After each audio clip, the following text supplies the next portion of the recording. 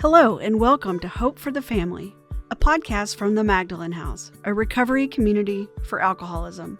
We are a 501c3 nonprofit organization based in Dallas, Texas, and known affectionately by many as Maggie's. Every first and third Wednesday, we bring you a new release from one of our 3 podcast series. In our Hope for the Family series, recovered family members from our community share how they've been able to find peace and freedom as the loved ones of alcoholics. With your host, me, Laurie Evans, loved one of an alcoholic and co-founder of Family Support at the Magdalen House. For more information about our family support group, including weekly meetings, please visit magdalenhouse.org/family. We're so glad you're here, and thank you for listening. Hello, and welcome to Hope for the Family. My name is Laurie Evans. I'm the host of Hope for the Family, and I'm here today with my friend Angela. Hey, Angela, welcome. Hi, Laurie. How are you? Good. So we're going to talk a little bit about Angela's journey through the 12 steps, and I'm going to start with, how did you find the Magdalen House? How did you get associated, connected to the Magdalen House? I attended some Al-anon meetings and had some friends and some people who I had known from there who were very involved with the Magdalen House, and I was curious, what's going on there? And I've heard great things. And have actually then started coming myself and coming to a meeting, and I was so impressed with how they were teaching families of alcoholics about the disease of alcoholism, and really giving them hope for themselves as well as for their loved one. Oh, great. And don't you have a husband that's associated with this? Yes. So my husband also, he volunteers for the Men's House. That's awesome. And started doing that a couple of months ago. So, yeah, it's been great. It's so great, because the Magdalen House is based on community, and it's people like your husband that come back and help the men that are struggling or just starting out in their journey, and their sobriety journey, or working the steps or whatever it is, and someone like him coming back and helping is just amazing. And there's lots of guys like that do that as well for the Women's House. So he went to his first meeting that he chaired at the Men's House, and he came back and said, Angela, they're doing amazing things there. That just made my heart jump. Yeah. That is so cool. So I know, Angela, that you've been through the 12 steps, and I know that because I know your sponsor, and we both started out and met at our Al-anon meeting where we met each other. Of course, you were really pregnant back then.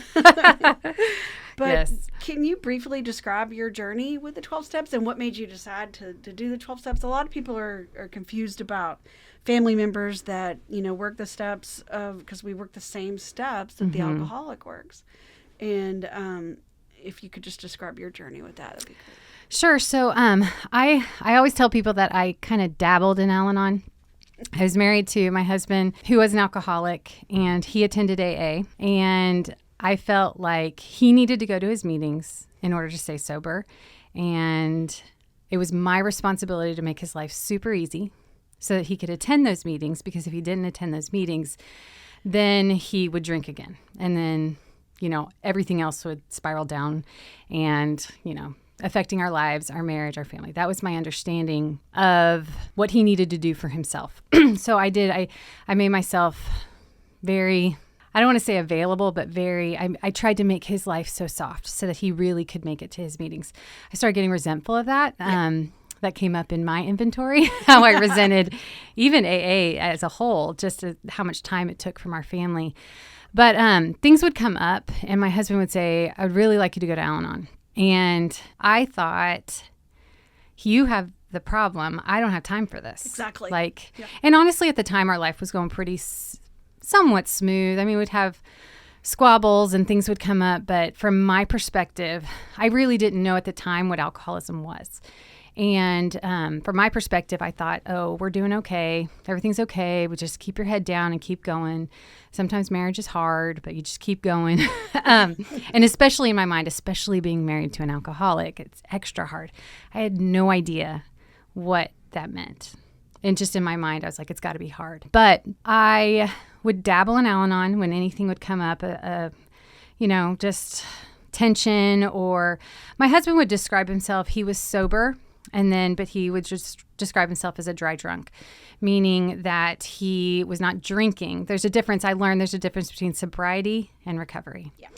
And he was sober, not drinking, but miserable.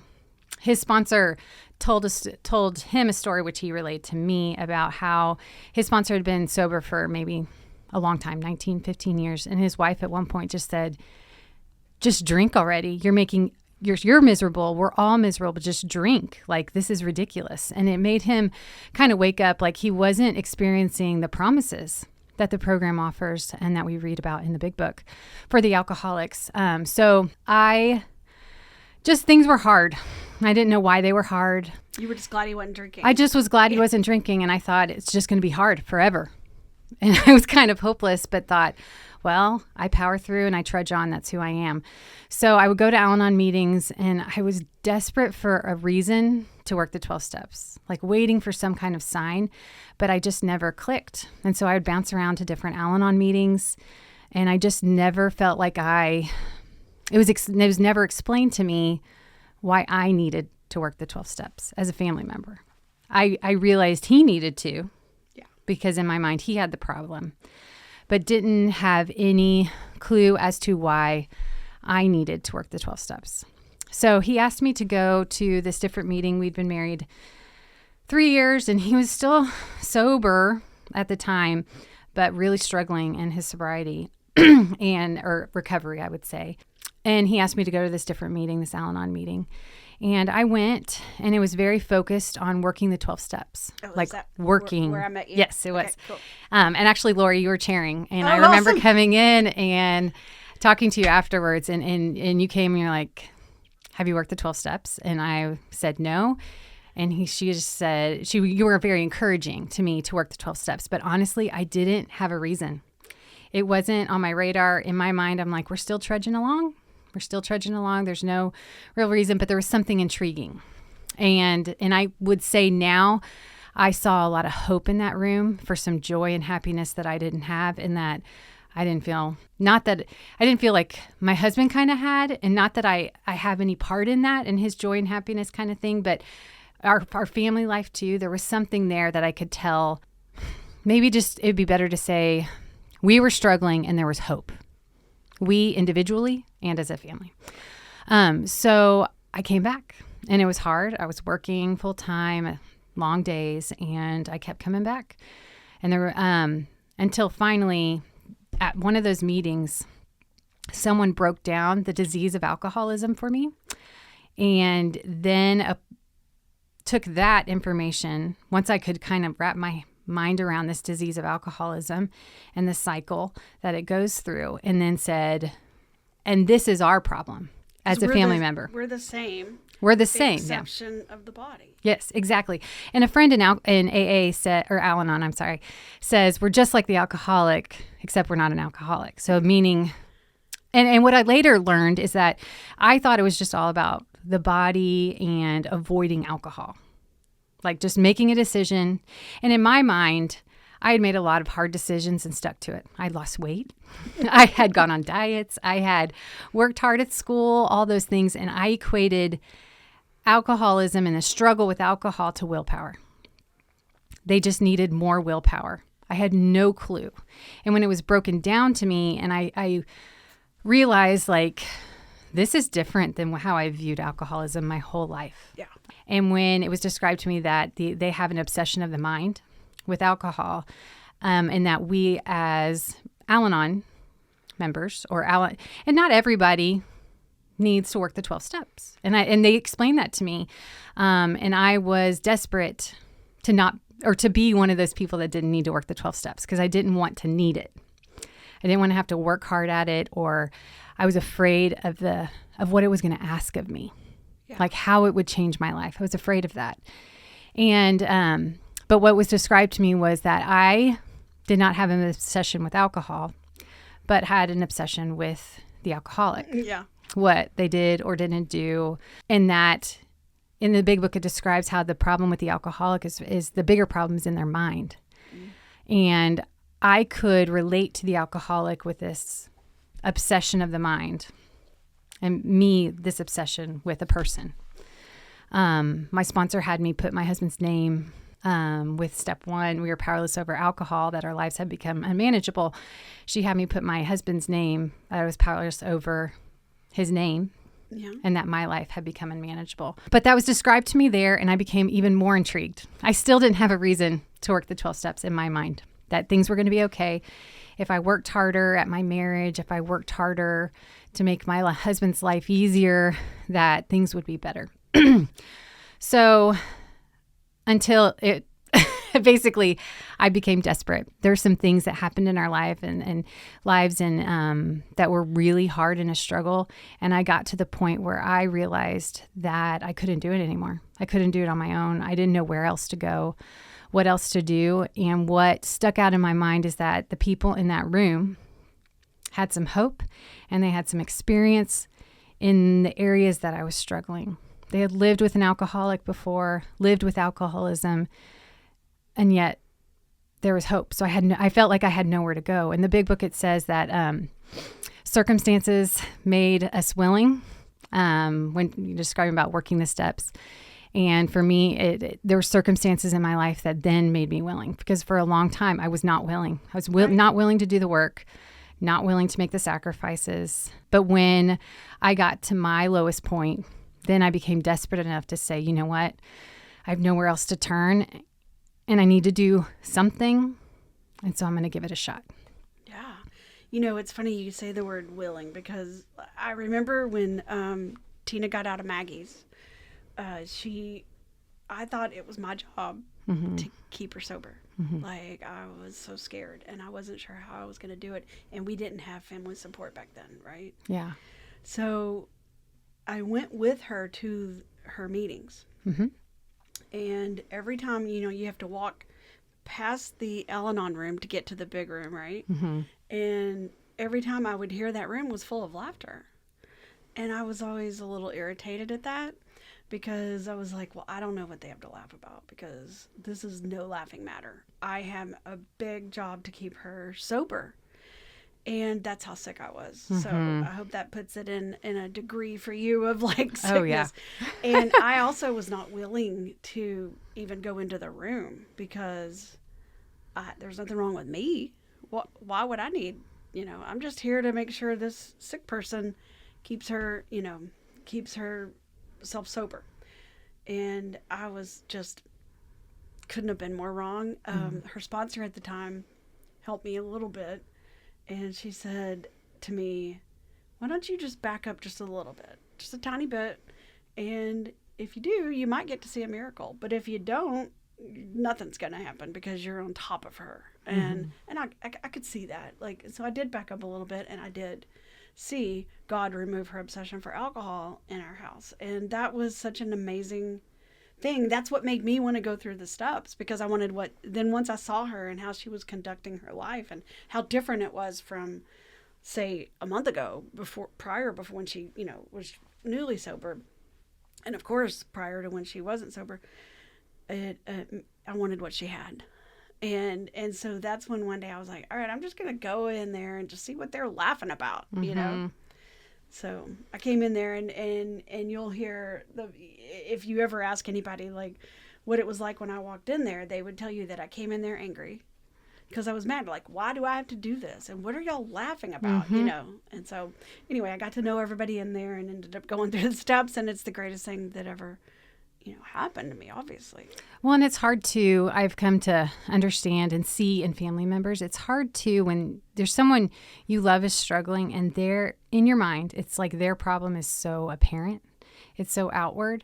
To admit that you have a problem, it's really difficult. And at the beginning, I didn't think I had a problem. I didn't want to admit that I had a problem. But like I said, the circumstances made me willing to really be honest with myself and listen with almost new ears to what people were describing and listening to the stories of people who had worked the Al-anon program. And I came in there thinking, I'm not like you. Oh, yeah, me too. I don't belong here. I'm checking off the boxes because I love this man and I want to keep him sober. And someone mentioned in the room, she said, as we were reading the big book or listening to the story, she said, instead of thinking about how you're not like Bill or you're not like this person up here, just be open to how you are like them. Yeah.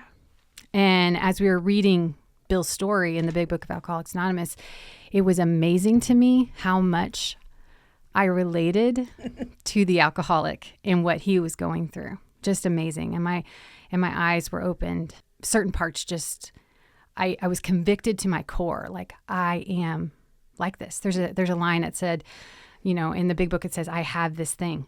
Yeah. It's kind of a weird sentence, but it was so true to me, or it just rang true with me that after listening and hearing people speak and sharing stories and hearing what they were sharing, I did become more and more open I was more and more willing to listen and to be honest with myself about how similar my story was to their story. Yeah, I mean, that's one of the concepts that we have here at Maggie's house when these family members come in, is the first thing we want to tell them is they're not alone. Now, for you didn't care if you were alone or not. I mean, it was like you weren't willing, and then you realized that these people were just like you. Mm-hmm. And that's what I usually start the meetings with. I'm like, I don't even need to hear your story to know that I've been exactly where you're at. Mm-hmm. And they're always like, oh, okay. But I will hear your story, but I don't have to, because I can promise you we've all been on the same shipwreck, just like the book says. And it doesn't matter the details. Exactly. It's so interesting because it doesn't matter the details. I wanted to share and find a sponsor who was the exact same story as me, because I was desperate for hope and desperate for some type of solution to this problem I was seeing. And it was amazing how God led me to someone who was nothing like me. Nothing at all. But there were so many similarities. And she walked this walk, living with an alcoholic and living with alcoholism, that it didn't matter the details. Yeah, that's what's great. Yeah. Whether this person went to jail or whether this person, what exactly went down, and before I was so set on the details, but to hear someone who had walked the same walk and had, depth and weight and could relate to everything I was saying, even if the details were different. The core of it was the same, that we had the same problem and that the solution that worked for her could work for me too. That's what gave me hope. Are you a loved one of an alcoholic? Our family support group serves as a community for friends, loved ones, and family members of alcoholics to learn about alcoholism, understand how to help an alcoholic, and experience an improved quality of life, regardless of the alcoholic's recovery. We have weekly support meetings that meet virtually and in person, and all friends and family are welcome, even if your loved one has not been through our programs. To find out more about our family support group, visit magdalenhouse.org/family. So, let's see. What have you learned anything else about, or anything that Maggie's has helped you understand the family support, understanding alcoholism as a disease or as a family disease? So a lot of what I learned was prior to coming and helping out and getting involved at Maggie's, but it's so helpful at the Maggie's family support meetings to have that alcoholic up there describing the disease of alcoholism. And it doesn't matter how many times you hear it. It's almost like I hear something new every time. And then hearing and just being around a community, like you said, a community of people who know and love an alcoholic and have, whether the alcoholic is still drinking or not, have had a spiritual awakening and have found hope and joy again and all these things. So we found community in that and have the same story. That's awesome. And plus you are both volunteering here, and that's just... And it's been such a gift for our family. My husband's at home watching kids right now, and it's like a no-brainer. Of course, yeah. You have something, you're going to go carry the message somewhere. I get the opportunity to go carry a message. We help each other out and help it to happen.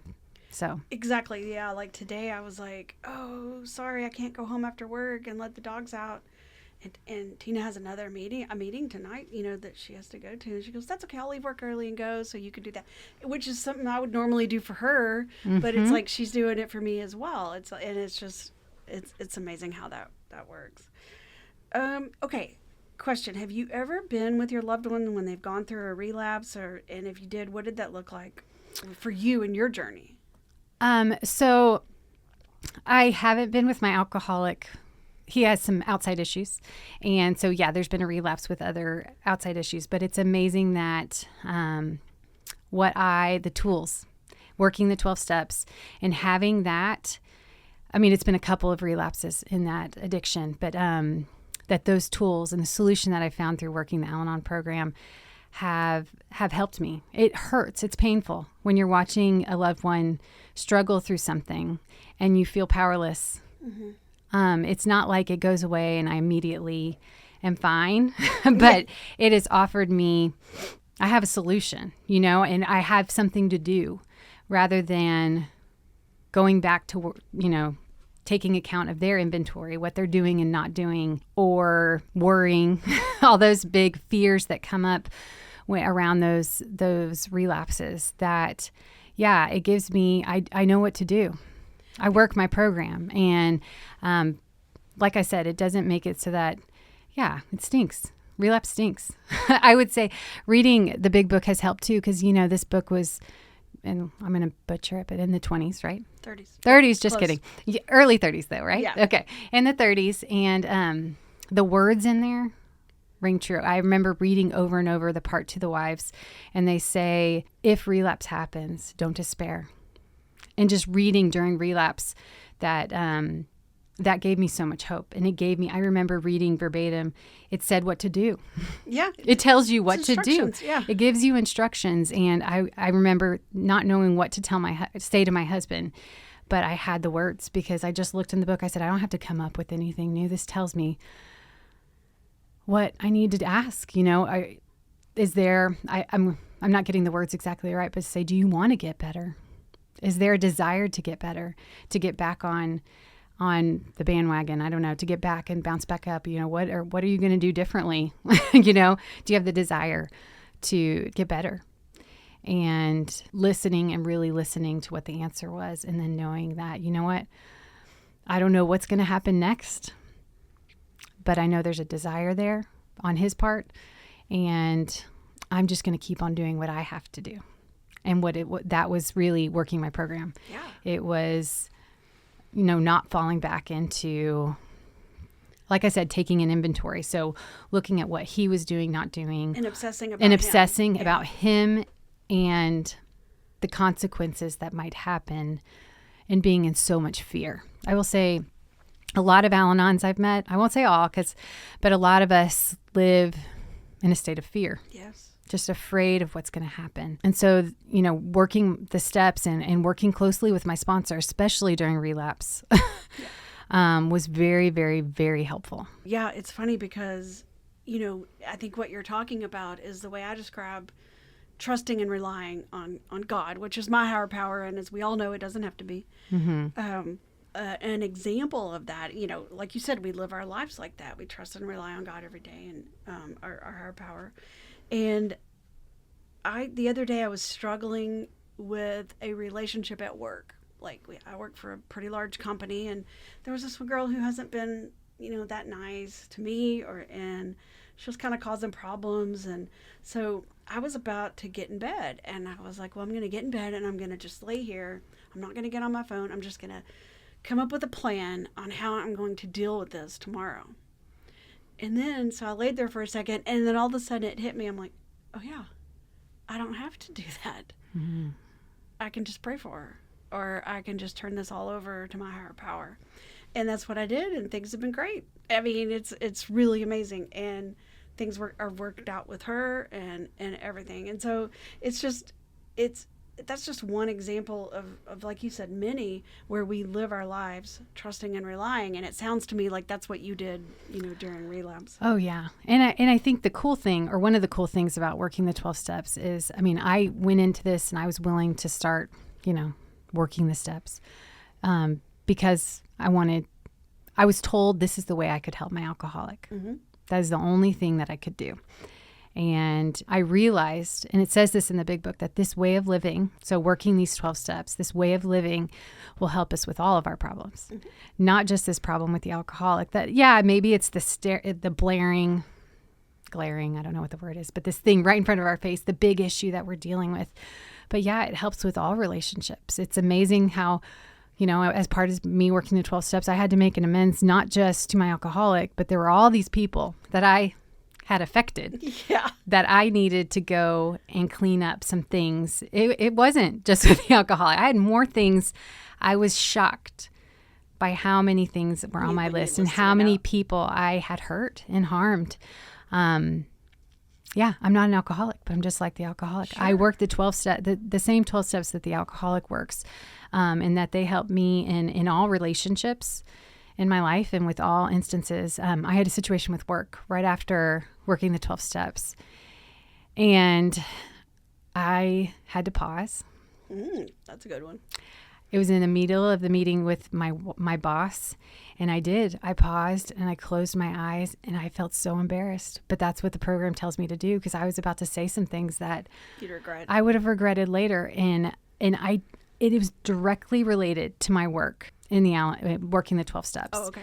That I could suddenly deal with a situation that I didn't feel like I could deal with, but I took that time to pause.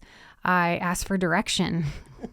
I felt very awkward that I was pausing and closing my eyes in the middle of this conversation with my boss. But it was just amazing that even these principles helped me in those relationships too. The principles that I practice in other relationships too, that I had a way to deal with these problems that would come up with others, that I didn't have to live with it or shove it under the rug anymore. Like I could face life head on. Yeah.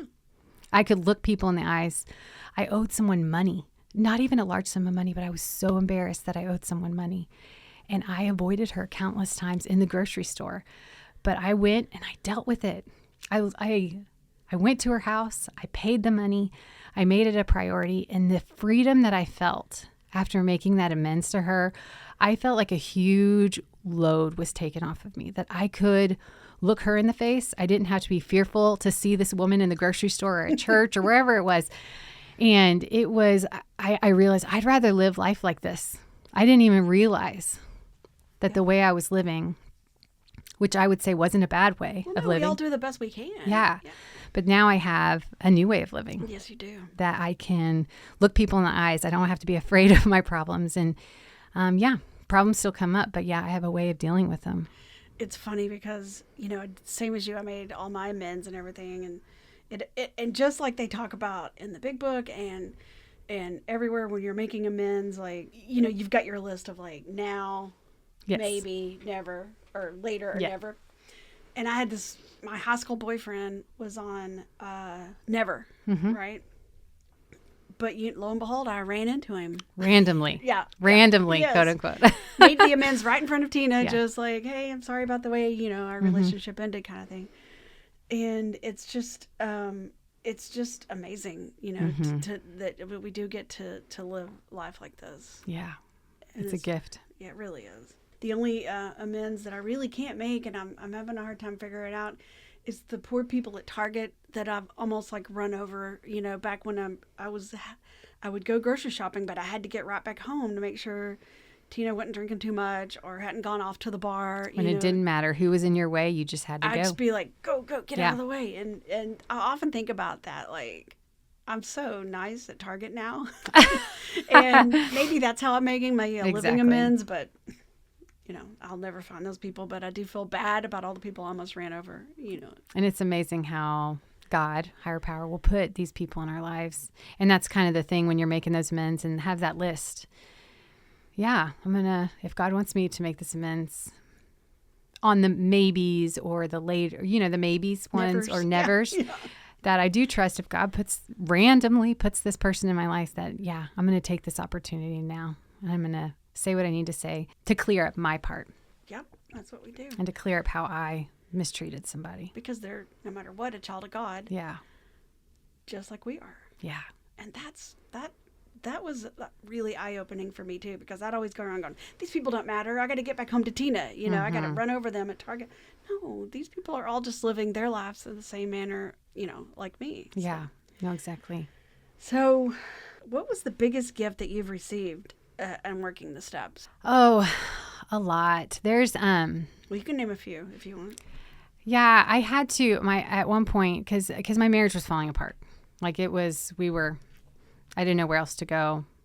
I was thinking I was going to have to divorce this man, who I did love. I desperately loved him, but there were just things that came up that I thought I had no choice. And my sponsor told me, what are you so afraid of? And it was that I was going to lose him. She's like, well, what are you afraid of then if you lose him? I said that I would be sad and miserable. And she's like, you're pretty miserable now. So, which was true. Yes. I was miserable. And so she basically helped me to see if I could let go of a result.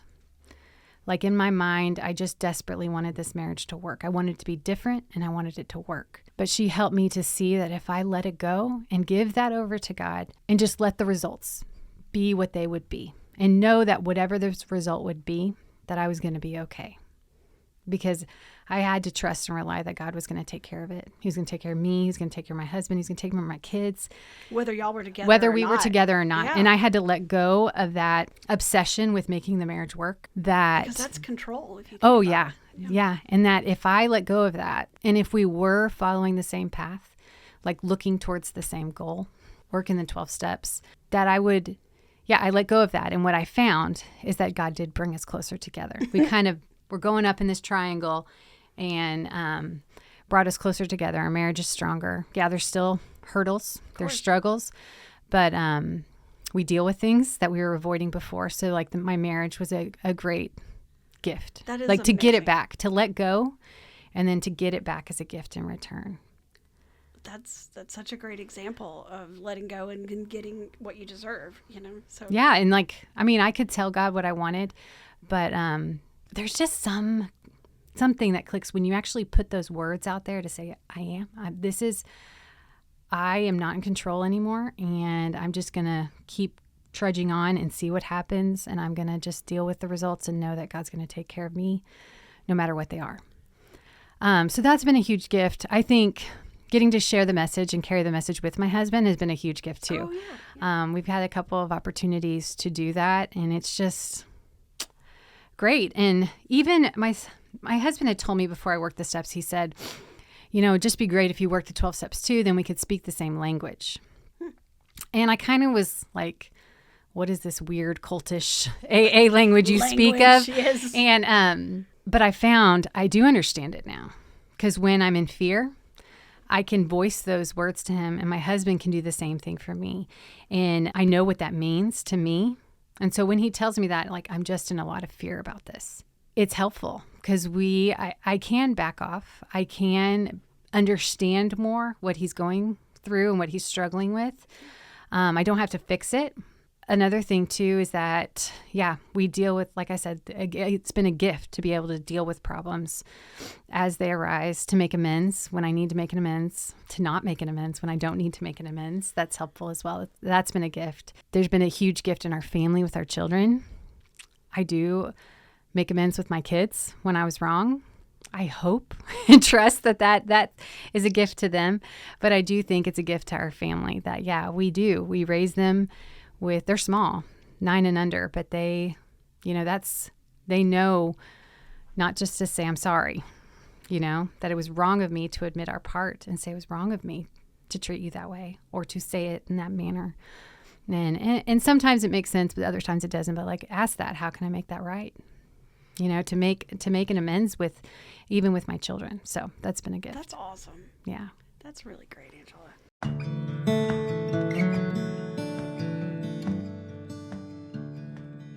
This podcast is made possible by donors of the Magdalen House.